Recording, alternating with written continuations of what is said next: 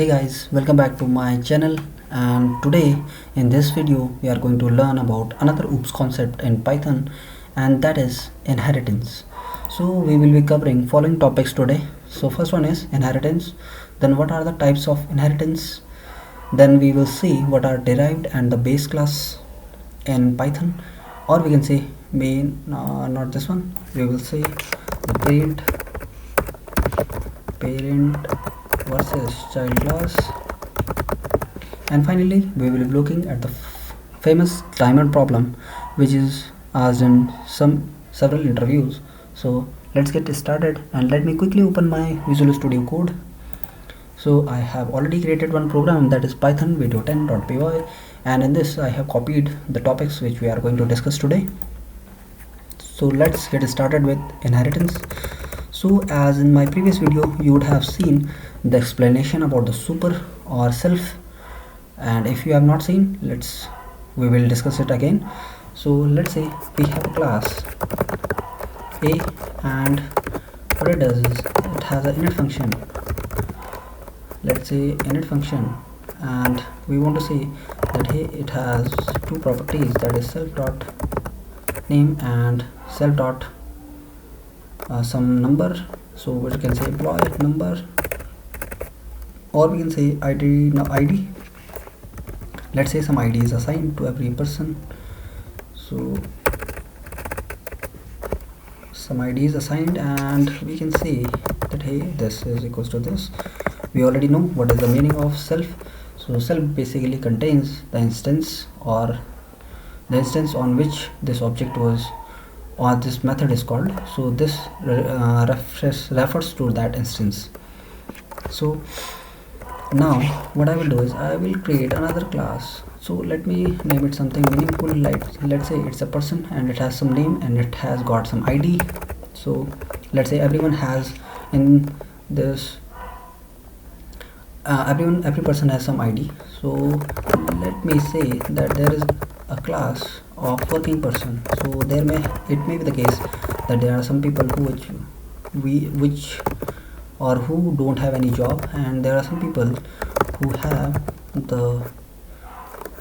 this job, and let's see, this is another class and it is taking again the same name, then id, and then the salary. So since they are working, they are getting some salary, and again the same thing which we have done here, we will do it here as well. So let me quickly add name comma id to it, and then from here I can copy this part to this function as well. And we have one more parameter which has been added, and that is salary is equals to salary. So now you can see that we have two classes here, the person and the working person. So if we want to create an object of working person class, so what we will do is we will simply write wp is equals to working person bracket, and then we need to pass the value of name, then we need to pass the id, and then we need to pass what salary it is getting. So let's say it gets 12,000. So this is how we create an object of working person. And if we want to create an object of the person class, we can do it as p is equals to person, and similarly we can pass the name and then the id. So this is how we can create an object of working person and person class. But there is a property which we know about, or which we are going to discuss, and that is inheritance. So what we can see here is that working person has the properties like name and id, which we know will always be there with a person. So what we can do here is we can quickly inherit the class person. So to inherit any class, we just need to provide that class name inside this bracket, and we know that this person has two properties, that is name and id. So instead of assigning those values those values here, what we can do is we can use quickly the super, which we have seen already what it will do is it will call the init function of the main, and we will pass this thing.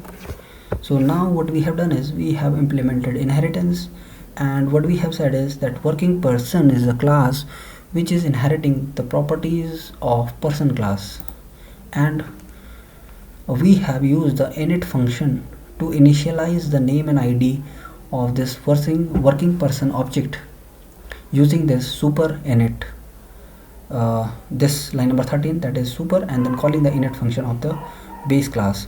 So here this is called as base class or parent class, and this is called as the derived class or the child class. So why we are saying like that? As we know in the real world that a child inherits the property from their parents, so that is why it is called as parent, because this has some property which this class is inheriting. So that is why it is called as child class, or we can say that this is kind of a base for this working person class. So that is why it is called base class, and we have derived this new class, that is working person class, from this person class. That is why this is called as derived class, and this is the base class. So this is just a naming convention, or we can say the mnemonics, or the what we can say, the wordings which we use for these classes.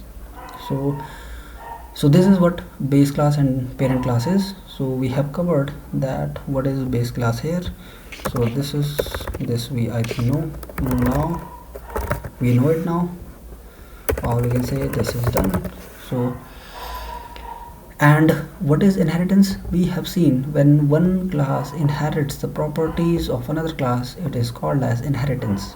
So here what we have done is we have inherited some of the properties of person class in working person. And let me quickly run this program, but before this program runs, let's print this message here and see init of person, and here we can say that print init of working person, and when I run this program, then we know what we are going to get on the screen. So if I run this program on the screen,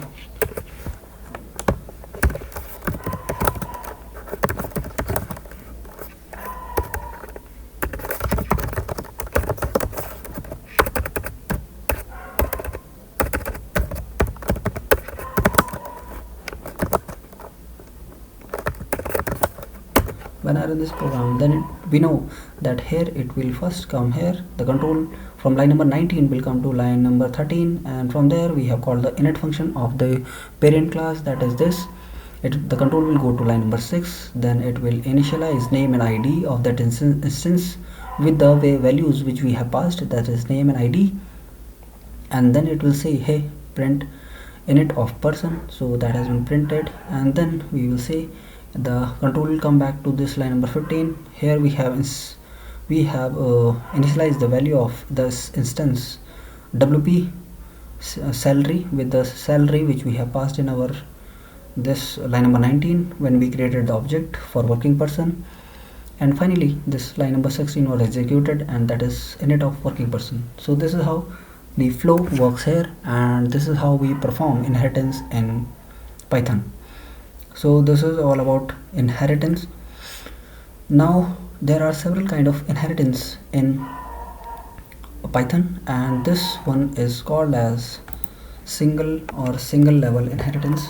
So this we call as single level inheritance.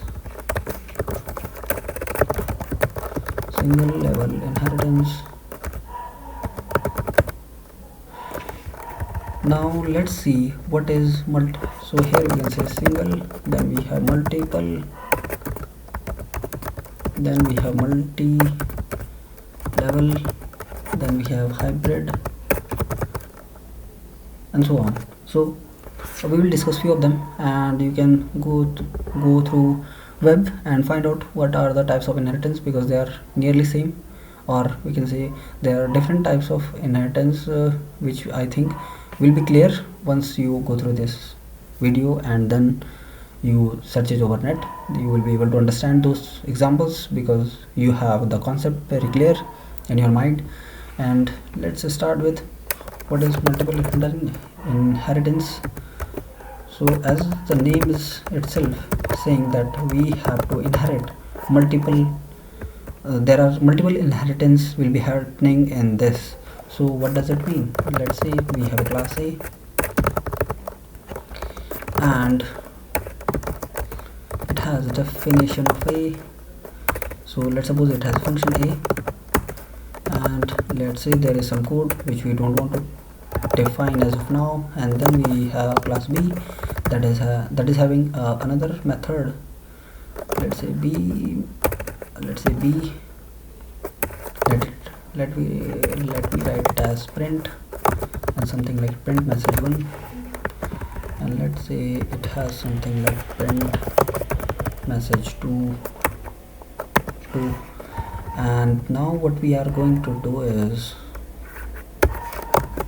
and we have missed the self keyword here also we have missed self keyword, and this also I don't want to define as of now. And now let's say we want to create another class, and that is class C, and what we want to do here is we want to inherit class B and class A in this. So to do so, we can just provide both the classes inside this parenthesis. And now let's say we have some definition. I don't want to define that as of now. Now let's create an object of this class C, and to create an object we know we need to provide the C underscore object, name of the object or the instance, and then we'll say this is the class for which I want to create an object. And now quickly let's call the function print message 1, and then C underscore object dot print underscore message 2. So let me quickly write some code here. Now message 2 is printed, and here also let me quickly print some message. Print message 1 is printed. Now let's see whether our code works or not. So what we have done here is we have inherited class A and B in class C. So here A and B are base classes for me, and C is a derived class or the child class which is inheriting the properties from B and A. So now if I will run this code, let's see what we get as an output. So you can see that now this C object has two more methods included in it. So that is print message 1 and print message 2, and to call those methods we have just used this C object, and then we have called the method on this instance, and we have got this message that message 1 was printed and message 2 is printed. So here you can see that we have inherited multiple classes in the single class. So this is what multiple inheritance in Python is. This is how we implement multiple inheritance in Python. Now let's move to another topic, and that is multi-level inheritance. So let me take another example, and we have a class X, and we don't want to define it. So let's say we have a print message 1 function here. Let's pass it for some time. Then let's say we have another class Y, and here we have another method that is print message 2, and say this is also passed. Now what we will do is we want that Y should inherit class X. So this is how we inherit. Now Y will have the properties or the methods and variables of X as well, along with its own variables. And now what we will do is we will create another class that is Z, and it is inheriting the class Y. And we have a function print message 3 here, and what it is print message 3 was printed, and similarly for this one we want to write print message 2 was printed, and then for this one also we'll write print message 1 was printed. And now let's see what we get as an output, or what things we have inside this Z class. So let's say we create an object of Z class, and we know how to create an object, so simply just put it like this. And if I call Z object dot print message 1, then Z object dot print message 2, and then I call Z dot object dot print message 3. I think something is missing here. We are missing something. Z object, Z underscore object. So let's do it like this. And we are missing the self keyword here.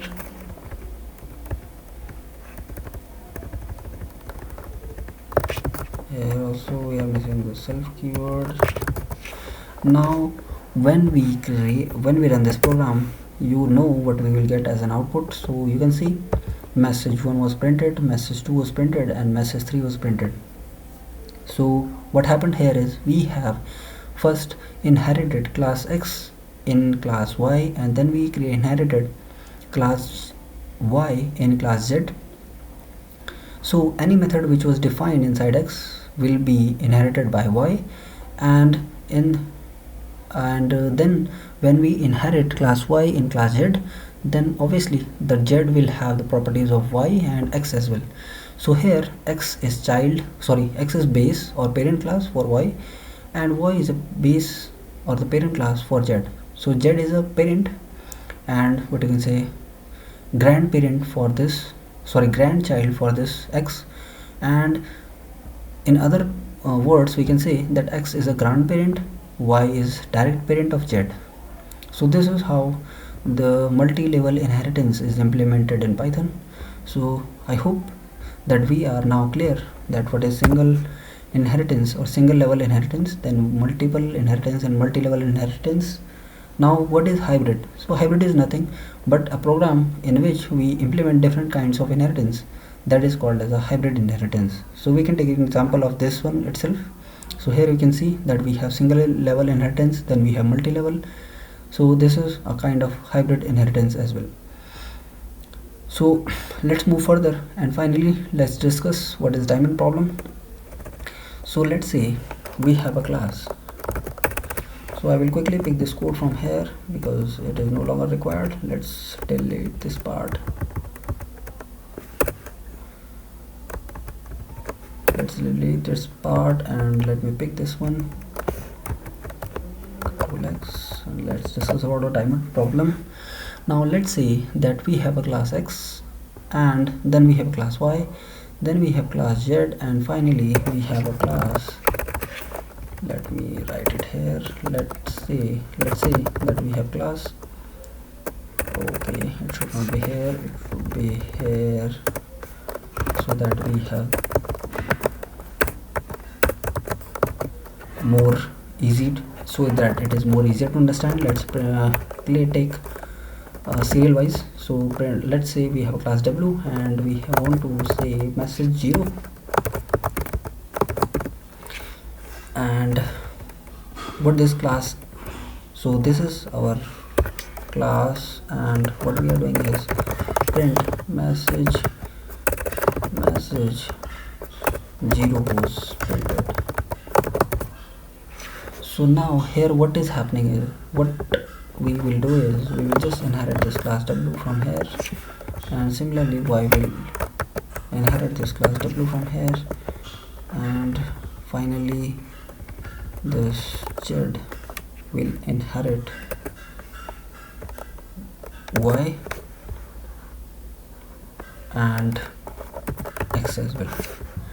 So here you can see that when we you can see that X class has inherited W, and similarly Y class has inherited W. So if we create an object of class X, we know that it will have two functions. So here if we talk about what it has, so it has print message 0 and print message 1. Similarly, if we come to this line and we say what does it have, so it has print message 2 and print message. So these are the two functions which this class X will have after this, after we perform inheritance. And similarly, when we perform inheritance for class Y, then it will have the method print message 2 from which is defined in itself, and it will also inherit this message 0 from class W, that is print message 0. So now we have this message 0 in class X as well and in class Y as well. So now in line number 62, when we inherit or when we implement the multiple inheritance for class Z, and what we have done is we have extended, or we can say inherited, class Y and X in it. So it will have two copies of print message 0, and then it will have print message 1 and print message 2. So if I say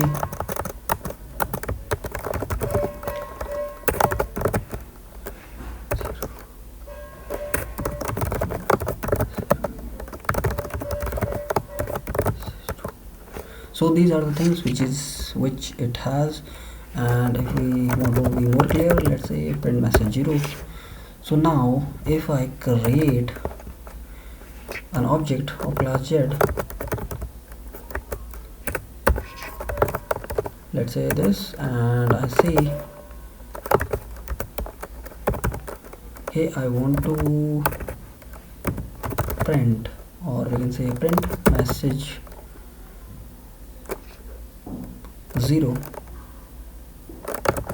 then now what do you think what will be printed? So if I go by the control flow, we have just created an object of Z, so it will go to this. There is no init function, so nothing will be done, so it will just create an object of Z object. And now we have called the print message 0 function from it, so it will go to this line number 62 and it will see what implementation of print message 0 are there. So it will see, hey, it has two implementation of print message 0, and one is from class X, one is from class Y. So which one should I print? So here this Python will get confused, and this is what we call as diamond problem. And how the Python rectifies it, so it will now create the priority order. So what is priority order? So it will see that, hey, first Z class inherited class Y, and then it inherited class X, so it will execute the print message 0 of class Y. So if I run this program, we will not get any error, because now Python is clear that I have to call the print message 0 of which class? The class of class Y, which it has inherited from class W. So this is how diamond problem is rectified in Python, and this is all I have for this video. If you have any questions, you can feel free to ask or comment on this video, and please do subscribe to my channel so that whenever I upload any new video, you get a notification. Thank you.